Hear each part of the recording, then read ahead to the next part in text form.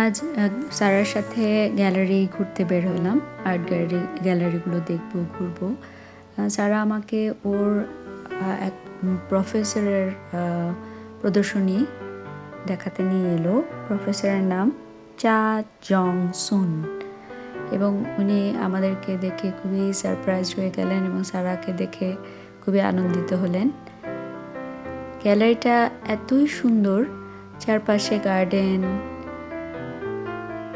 এবং ঘোরার জন্য একটা খুবই সুন্দর জায়গা, এবং প্রদর্শনী দেখেও খুব ভালো লাগলো।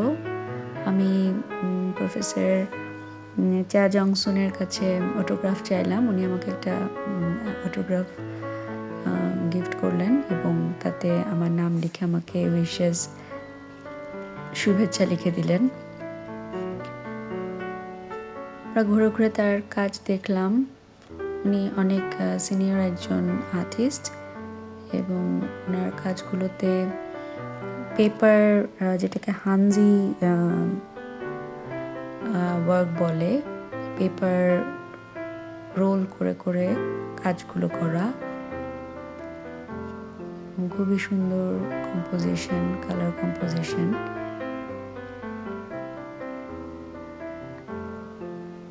আমরা ঘুরে ঘুরে দেখছিলাম।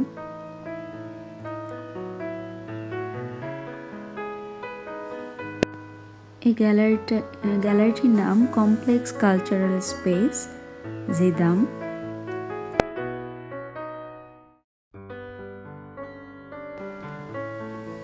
এই গ্যালারি থেকে বের হয়ে আমরা আরেকটা গ্যালারিতে গেলাম। সেখানে একটা গ্রুপ এক্সিবিশন চলছিল।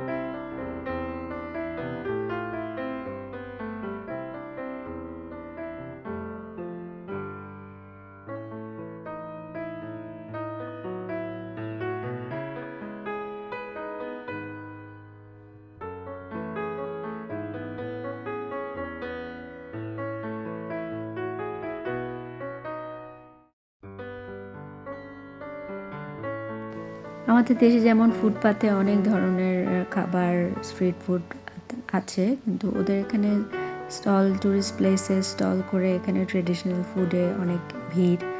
মানুষ অনেক ট্রেডিশনাল ফুড কিনে খায়। আমি একটা পিএনবি নামে একটা খুব মজার প্যানকেকের দোকান আছে, ওখান থেকে কিছু প্যানকেক কিনে আমরা বাড়ির উদ্দেশ্যে রওনা হলাম।